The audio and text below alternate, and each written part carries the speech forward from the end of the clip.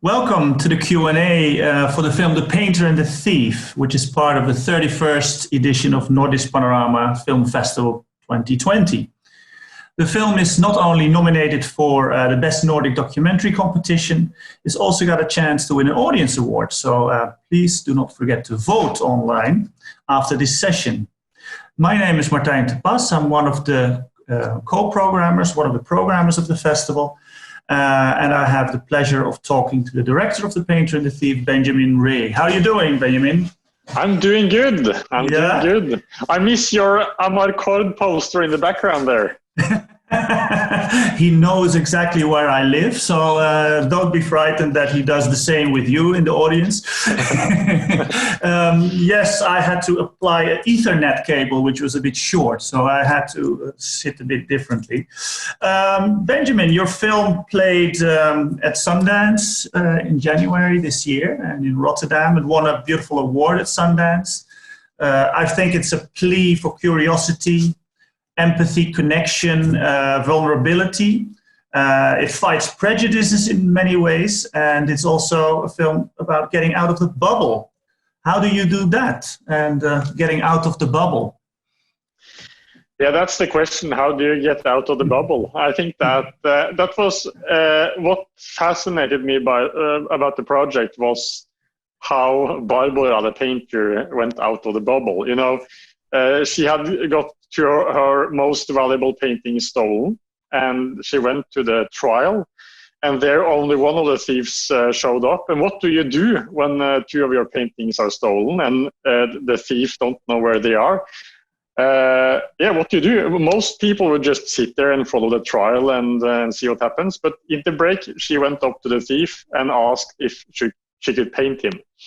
And I thought that was just fantastic. And it was after that I came along, beginning to film the project. But that premise was why I decided to make a film. And I wanted to make a short documentary at first, like 10 minutes long, because I did not know anything about what would happen.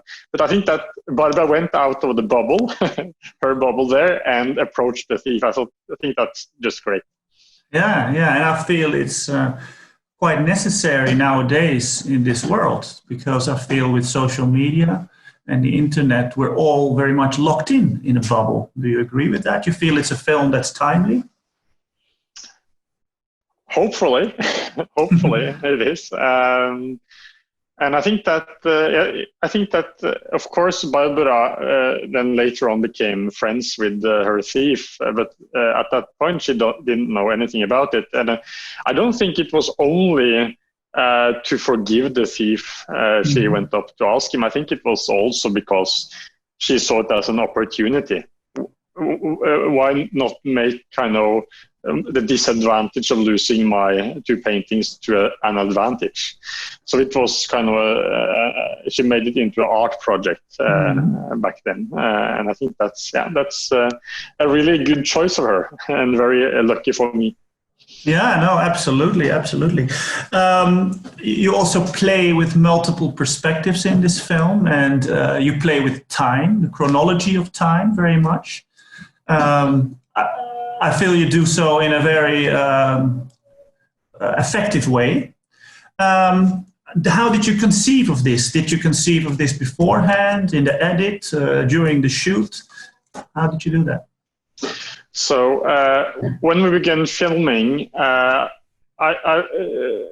realized that I wanted to portray both the painter and the thief. And you know, there's made a lot of films about an artist and a muse, and usually in those films you only follow the perspective of the artist, and usually that artist is a male. So I thought that it was great to kind of break that norm a bit, and I hope that the audience becomes a bit surprised when you change perspectives there and see it from the muse perspective as well. And I think that dramaturgy is not only an artistic choice, but it's also an ethical choice. And when I say that, I mean that how I portray the thief, Carl Bertil, is very important to me. I wanted to get across what charismatic, intelligent, funny, dark, and difficult mind he had. And the only way to do that was to see the world from his point of view. And I think that usually in dramaturgy, in films, you tell the story chronologically. Mm-hmm. And then the driving motor in the stories are always what will happen next, what's the next thing that will happen, and it's based upon fear and hope. But when we change perspectives and also jump back in time, that question, the dramatic motor of the story changes. It becomes more, why did it happen? And how did it happen? And I think that's a bit more also intellectual stimulating. And I think that also, in doing that, we manage to explore the themes in a better way, a more complex way. The question the film is asking, that's what do we humans do in order to be seen and appreciated, and what it takes of us to see others and help others. And I think that to explore those themes, we needed to see the world from both their perspectives, really. Yeah, and I think you give a lot of space and room for Bertil, which is really good, because of course in many films it is a bit of a singular perspective, and so the one who observes and the one who is observed, and the one who is observed sometimes doesn't have much of a voice, except for he's more the subject and not the object, and you play with that in the film. So it is nearly a political choice too, it sounds. Yeah, I think so. Yeah, I think so, and I think that especially dramaturgy in the documentary, you have to think about dramaturgy a lot, because it's how you portray people, and it's real people, and they have to live with the film for the rest of their lives. So I think it's so important to think about how you portray a person, and if it's nuanced with complexity. I think that almost all humans can be portrayed in a sympathetic way, as long as you understand them. And that's so important. It was important for us to understand Barbara and Bertil's choices in the film. Yeah, it has a light tone too. At some point, Bertil says Barbara does not like shopping and Scandinavian feminism, and he wears this sweater with crime pays. Did you know beforehand that he was so funny? Actually, yes. The first time I met Carl Bertil, just to go a bit back in time, I learned about this story through the news. So it was on the front newspapers in Norway, this crime. And I took contact with Barbara after the trial, and then I already had a lot of archival footage. So a friend of Barbara had filmed a lot, so I was fortunate enough to have a lot of great archival footage from CCTV and also audio recordings from the trial.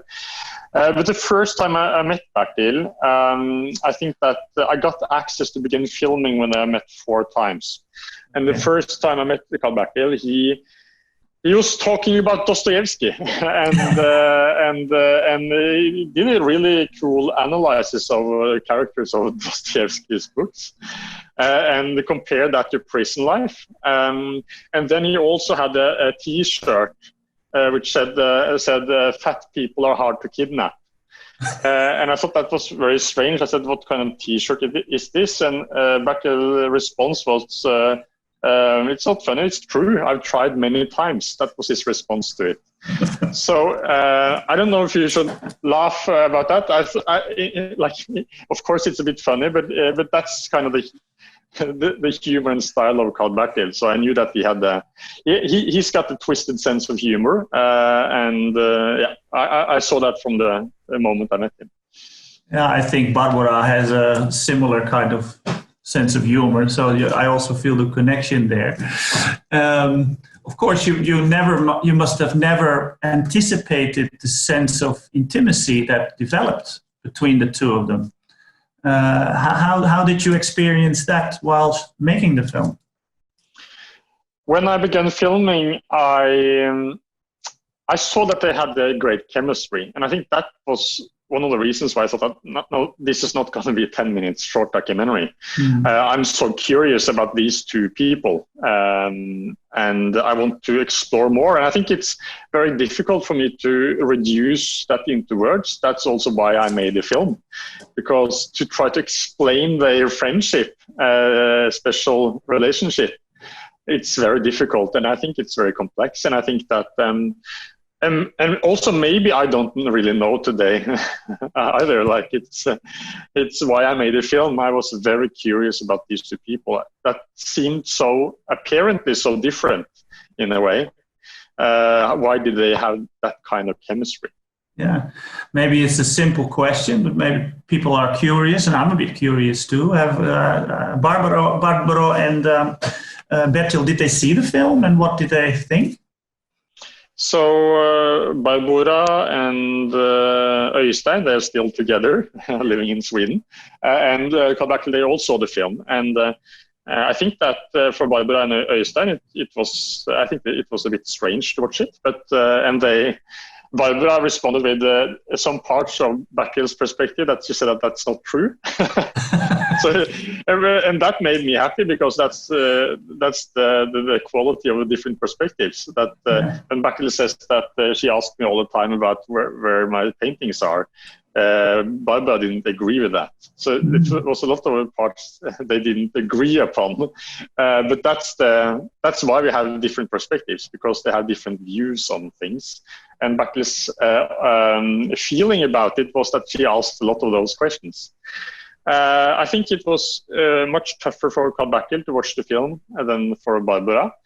Vanity Fair did an interview with Carl Bertil and me, and Vanity Fair, they usually interview a lot of celebrities, and they are very media prepped by PR people. So they usually get answers like it was awesome and great. When Bertil got that question about how it was like watching himself on film, his answer was horrible. I've only seen the film once, and I'm never gonna see it again. And I think that's true. But again, Bertil is also very proud of the film. And from the day we began filming, we had the common understanding of what we wanted to portray. So we wanted to show the ugly truth of drugs.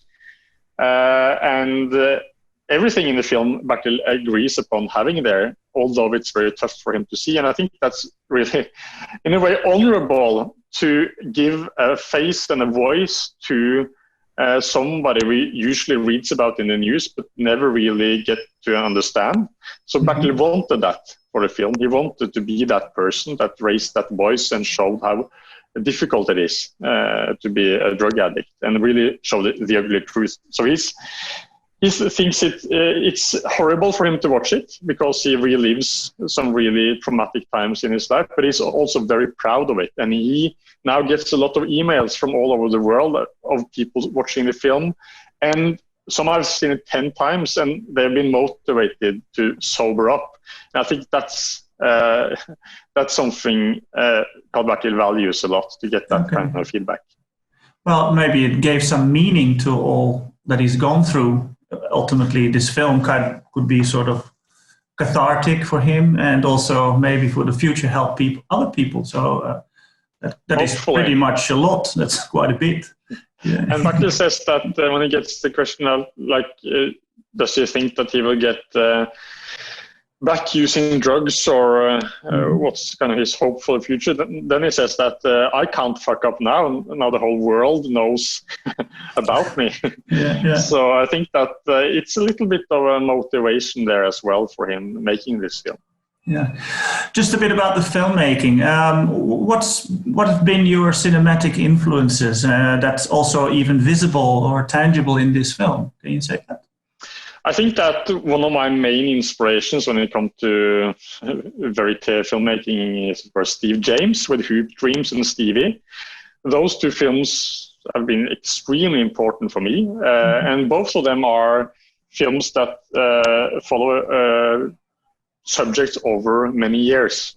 And I think that's that's been very inspiring for this film, to keep on filming and not kind of be satisfied after filming a year or 2 years, to just keep on going to see where the story goes. So that has been a great inspiration to the film. But I also like to play a lot with form. I think it's, for me, it's important to find a form that conveys an emotion. And I do a lot of interviews, but interviews are not the language of film. That's for another medium. But I use those interviews to understand the inner lives of the characters, of the people, the subjects. So, for example, when Carl Bertil is in prison, he talks a lot about how it's repetitive, and about the isolation, about the loneliness. And I have long interviews with him explaining his inner life. And then I've felt similar things, although I haven't been to prison. But then it's my job to convert those interviews into cinematic language. Mm-hmm. And for that scene, for example, I had a lot of inspiration from Sam Peckinpah's The Getaway. So I and some scenes from Joachim Trier's also 31st of August. I use a lot of fictional references when it comes to cinematic language. And I'm also extremely inspired by Vertov's Man with the Movie Camera. I think that's the beginning of that film, where it states about that it's going to make a film which uses the cinematic language and how they use it in the film. That's very inspiring to me. And also The Phantom Carriage to Sjöström, an early silent film that plays a lot with form, like going into a story, many kind of layers. That inspired a lot about when Barbara tells about where she found the paintings. So I use a lot of references to find a form to convey the emotion in a cinematic way. So there's a lot of reference all over the film. Yeah. So, yeah. So what's happening now? When will it be screened in the Nordic countries? Can you tell the audience that? 2 weeks ago, it had its Swedish theatrical premiere. Now in the middle of September, it will have the Norwegian premiere. We don't know yet what happens with the other Nordic countries. It's a non-stop entertainment that has bought the rights for the film. So it will have a theatrical run, and that's great. So Carl Bertil and me will travel around in Norway. Barbara is still in Sweden, and it's difficult for her to come to Norway as it is now. So Bertil and I will travel around in Norway, and we're gonna eat and have a good time and present the film. So I'm really looking forward to that. And Bertil, by the way, is doing great today. Okay.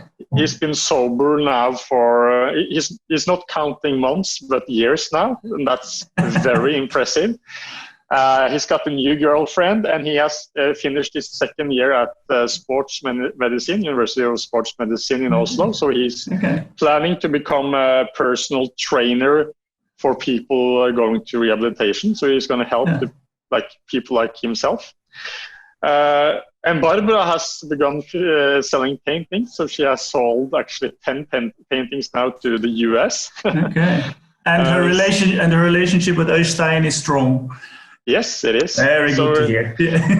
So she says now that for the first time now she can buy her man a dinner, and I think that's great. Both of them are doing fabulous, actually. Okay, thanks very much. Drive safely with Carl Bertil through Norway. I don't have the license,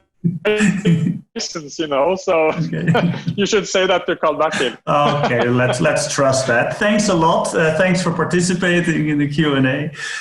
Thanks to the audience for watching. And of course, there are other beautiful films also to see at the festival. Tell your friends, and please do not forget to vote for the Audience Award. Thanks, Benjamin.